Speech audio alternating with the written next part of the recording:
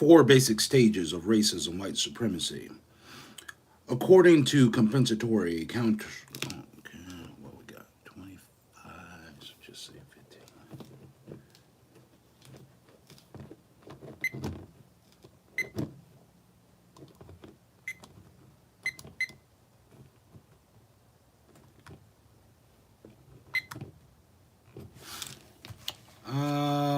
4 basic stages of racism, white supremacy. According to compensatory counter racist logic, there is reason to believe that there are 4 basic stages of racism, white supremacy. 1. Establishment. 2. Maintenance. 3. Expansion. And 4. Refinement. Explanation. Establishment. The sum total of all speech and or action by those white people who seek to dominate and mistreat through the practice of racism those persons classified as non-white. Maintenance. The sum total of all speech and or action by those white people who practice racism and who seek to continue maintain the practice of racism at all times in all areas of activity. Expansion.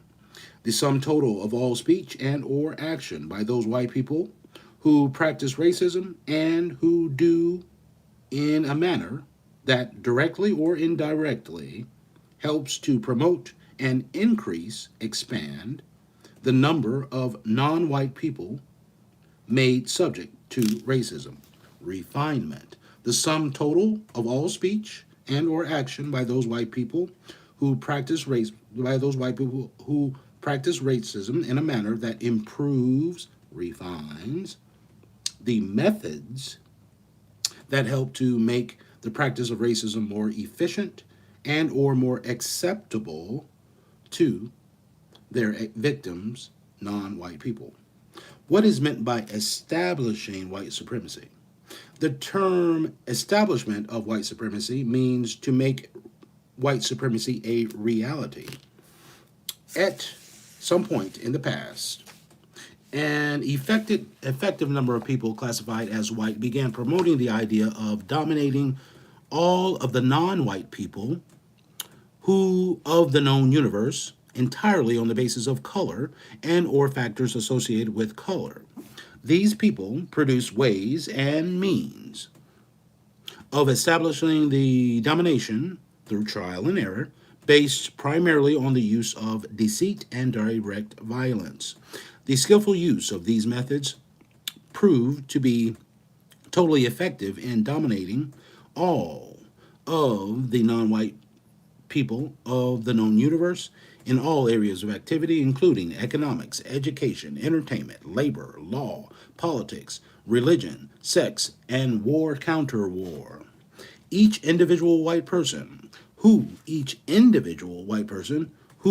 supported the concept of white supremacy racism contributed that support in some form of direct or indirect speech and or action that resulted in non-white people being subordinate to white people on the basis of color and or factors associated with color.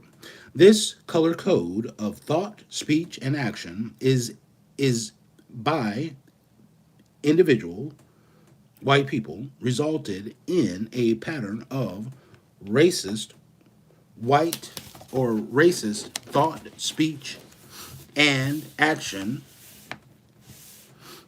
by an effective number of white people, which in turn resulted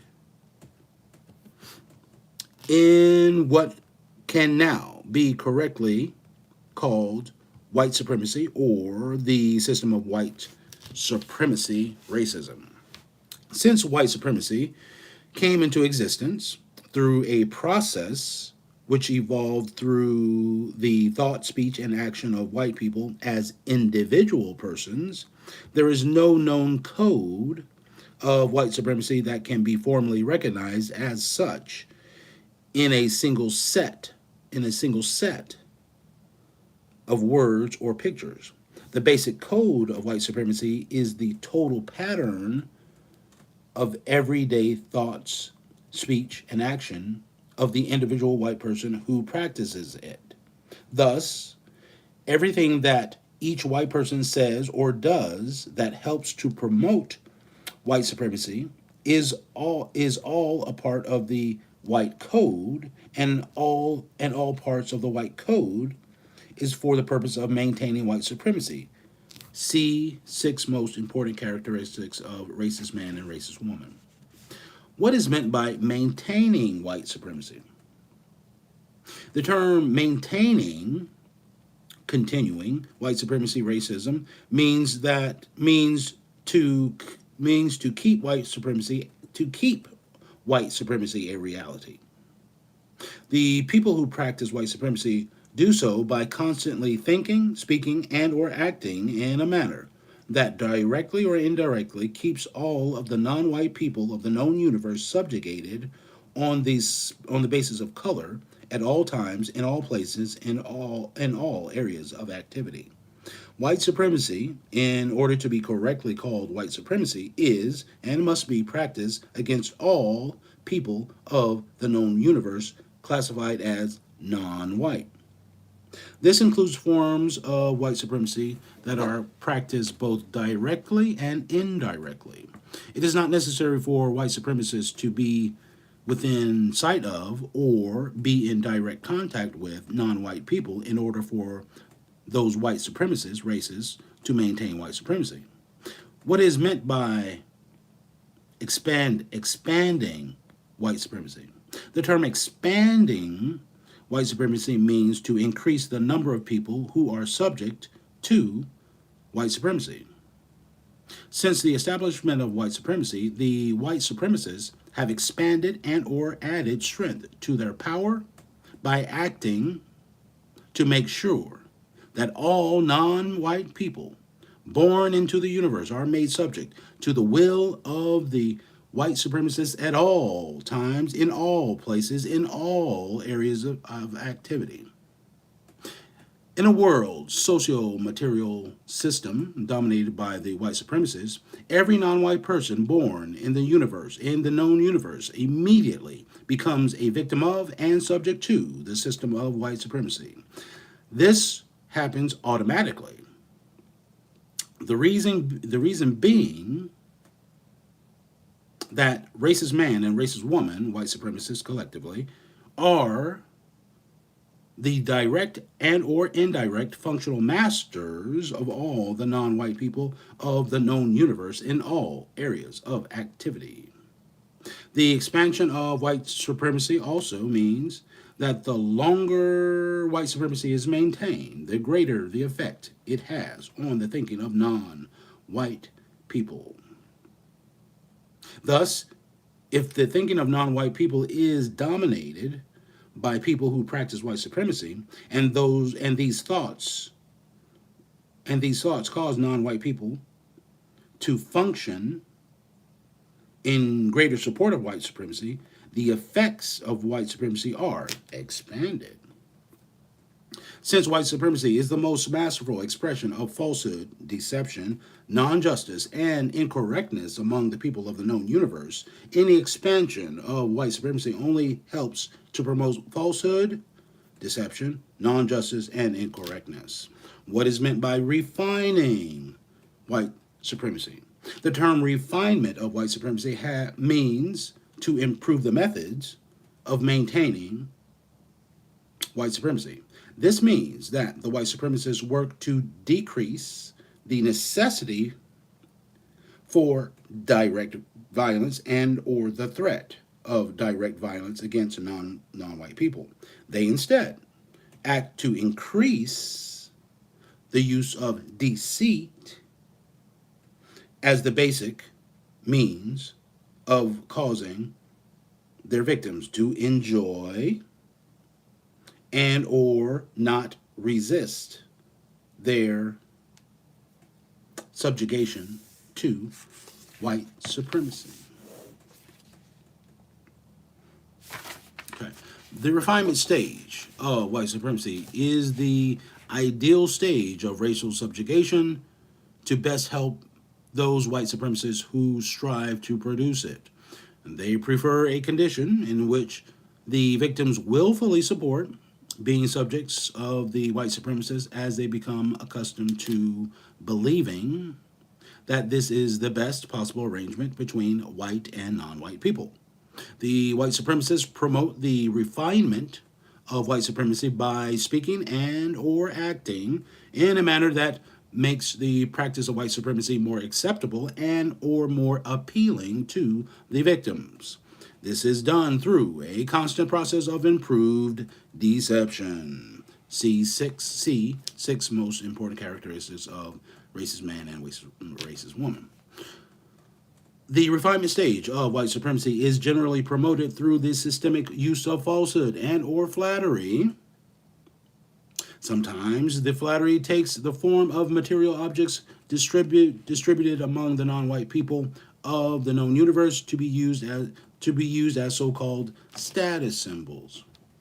The refinement stage of white supremacy includes speech and or action by the white supremacists that appears to be against white supremacy, but in truth is only the promotion of white supremacy in a different and or more deceitful form. White supremacy, racism, is a non-just and incorrect socio-material practice no matter how it is practiced, and no matter how appealing or acceptable it may be to its victims. 6 major white supremacist racist strategies for confusion. According to compensatory counter-racist logic, there's reason to believe that there are 6 major white supremacist racist strategies for confusion. Some evidence shows that the white supremacist racists sometimes use these 6 major strategies to produce maximum sophisticated confusion among the victims, non-white people. The 6 major strategies sometimes used by racist man and racist woman, white supremacists collectively, are designed to promote greater and or more refined chaos, frustration, and extremely destructive confusion between and among non-white people of the known universe. Universe. A compensatory definition is given about each possible strategy that could be used, and specific suggestions are made about what a non-white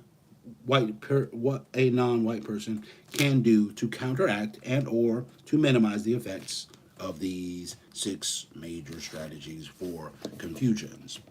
These six major racist strategies are racial classification. 1. Racial classification confusion. 2. Racial population dislocation confusion. 3. Racial population tailoring confusion. 4. Racial showcasing confusion. 5. Racial sexual confusion. And 6. Racial white sacrifice confusion. It could be that most of the white people in the known universe who believe in maintaining the system of white supremacy sometimes change their minds about doing so. If not, there is evidence of the use of a mixture of 6 strategies for refining the practice of white supremacy through maximum sophisticated confusion, refined maintenance of white supremacy. Took me 3 minutes. Okay. 1. Racial classification confusion. The white supremacist racists classify people by color, non-color, based on the use of the word race. There is no reason to be a member of a race, except to mistreat someone of color or non-color. The only reason for being a member of a race is to practice racism, white supremacy. Race is racism. The only reason for practicing racism is to gain so called benefits by mistreating people based on the so called color classification of those people. A person who functions as a member of a race is a racist.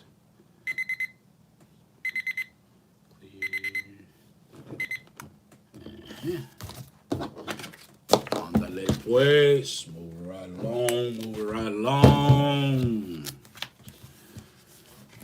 Where is we? Where are we? Where are we? Where are we?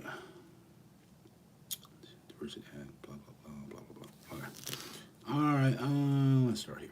Liberals felt that growing up, liberals felt that growing opposition from whites would impede any corrective actions for blacks. So liberals, uh, blacks for actions for blacks. So liberals switched gears and eagerly embraced diversity for any certified new minorities as the new national civil rights goal. Black civil rights leaders, who since they were politically powerless and had gone as far as they could go, followed liberals by embracing diversity and political correctness that made blacks invisible.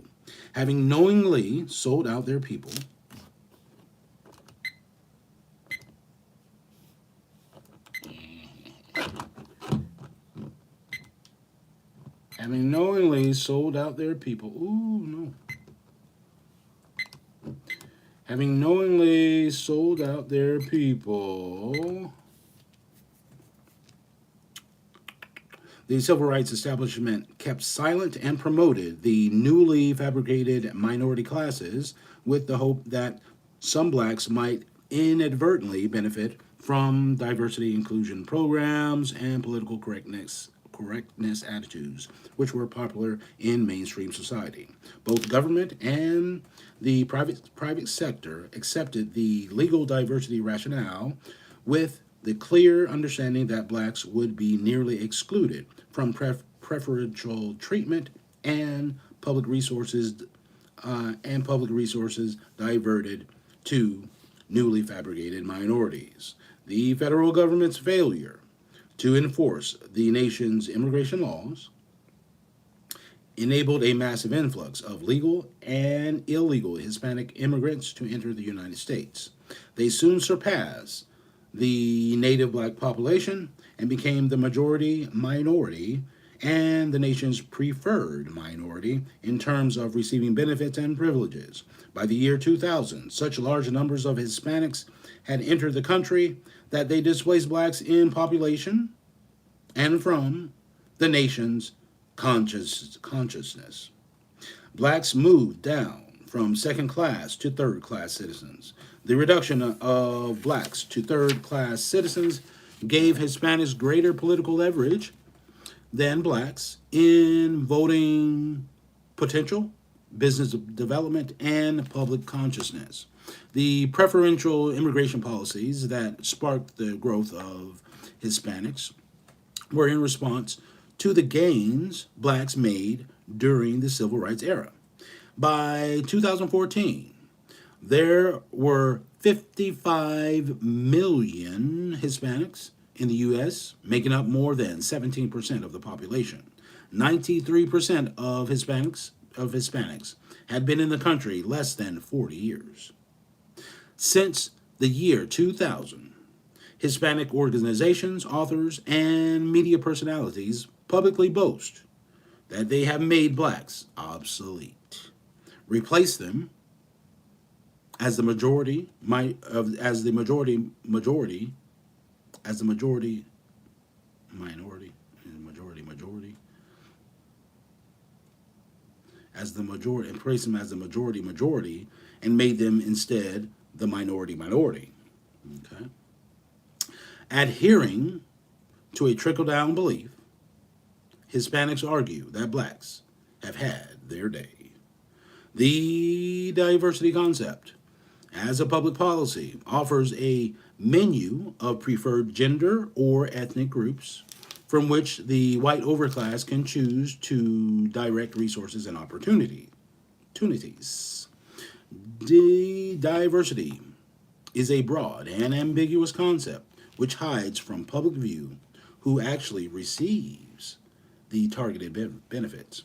Traditional politicians and policymakers embrace diversity and put a screeching halt to the efforts that were just beginning to be put in place to correct some of the governmental actions that had excluded blacks from the economics of the U.S. for 360 years.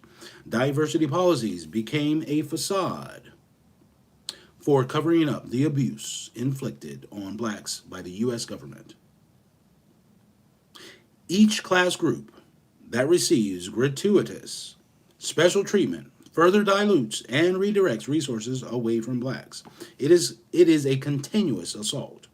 An example of the way groups are gratuitously added to diversity without connection to American history is the proposal by President Barack Obama in October 2016, his final year in office, to add Middle Eastern people as a new racial category for the census and public policy. This would be the biggest realignment of federal definitions of race in decades, and would further lock Native blacks into the lowest level of the nation's rank order of social acceptability. Amazingly, 50 years after the massive influx of immigrants began to displace Native Black Americans, Black elected officials and civil rights leaders remain committed to open door immigration and diversity, even though those policies are injurious to members of their own race. Liberals argue altruistically that diversity and recognition of gender, language, and ethnic groups is good for the nation. Liberals found practically no resistance when they abandoned black Americans, whose suffering was out of vogue, and eagerly jumped on the bandwagon of diversity. After decades of refocusing the nation's attention away from blacks to preferential treatment and affirmative action for diversity, the nation can easily point to the accomplishments achieved by women, Hispanics, Asians, LGBTs, Arabs, and the handicapped in the corporate boardrooms, contract offices, college classrooms, and government jobs. The gains of blacks in those categories, however, are minuscule. They are on the bottom, and over the past 50 years, those gains have mostly evaporated. Black people, replaced by diversity, remain excluded, abandoned, and quiet. President Donald Trump was unique among presidential candidates in that he acknowledged the needs of black people specifically and promised to address them, but blacks have not yet made an effort to hold him to these promises. Question 5. Did Reverend Dr. Martin Luther King Jr.'s colorblind dream take the focus off black rights? Reverend Dr. Martin Luther King Jr.'s principle of colorblindness diverted blacks from prioritizing their own group self-interest and guided them backwards into being altruistic, thinking first of others. His shift from black to colorblindness reversed the long fight of black leaders to draw a singular focus to their own group. In that respect, Dr. King's altruism took blacks back to the way they had to think when they were slaves. When the Civil War and slavery ended in the 1860s, black ex-slaves had an opportunity for something they had long prayed for, a chance to place their own group self-interest first. For centuries, they were denied the right to have personal personal or black group self-interest. The sole focus of a slave's life was to care for the master, his interest, and to view the world through the master's eyes only. During slavery, some blacks did fight for black rights. The strength of their advocacy varied from extremely aggressive efforts of Nat Turner, Gabriel Prosser, and Denmark Vesey, to milder advocates like Frederick Douglass, Harriet Tubman, Booker T. Washington. After slavery ended, black activists hoped that they would be able to direct their energies and resources to benefit their own people. However, that was not to be. The Civil War ended in 1865. Reconstruction lasted about 10 years, ended about 1875. As that period ended, the dominant white society issued laws and public policies that socioeconomically bridled black group self-interest. They were limited in the kinds of businesses and schools they could operate. Black candidates for public office were instructed to speak in generalities.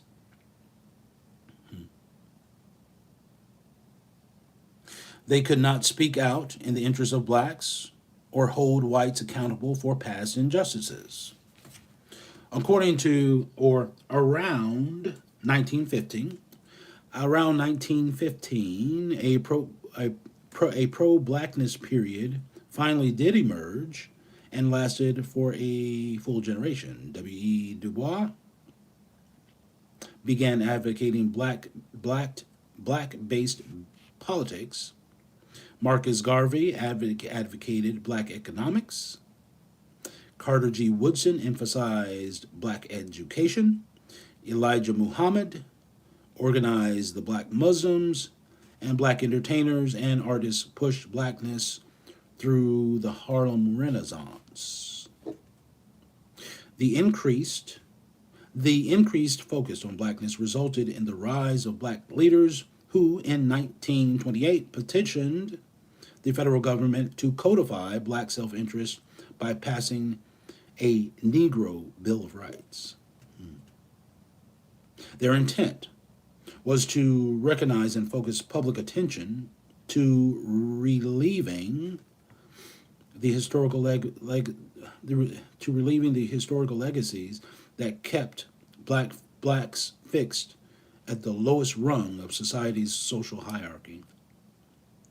In the late 1950s, Reverend Dr. Martin Luther King Jr., a 28-year-old black preacher, burst into the nation's consciousness and became the leader of the civil rights movement, which was focused singularly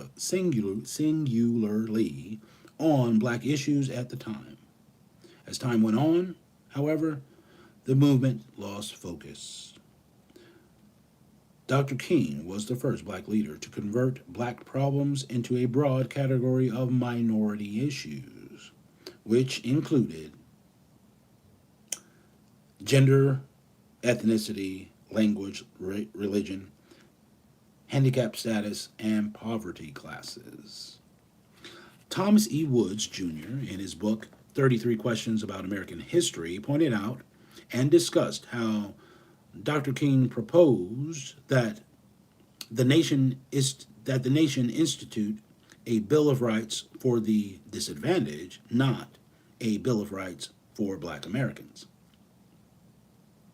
The term disadvantaged became synonymous with minority and equated government instituted slavery to contemporary issues such as poverty, gender, and immigration, instead of framing the focus of his work on long-suffering Black Americans. Dr. King's euphemism of disadvantaged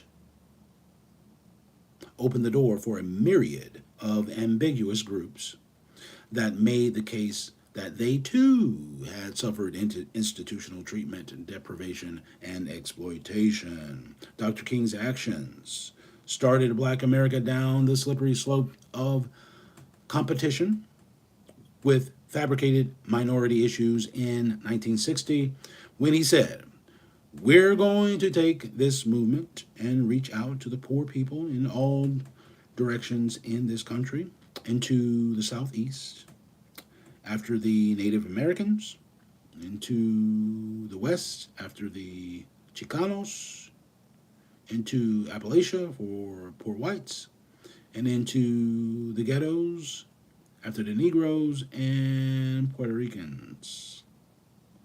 And we are going to bring them together and enlarge this campaign into something bigger than just a civil rights movement for Negroes. I'm Billy Voice.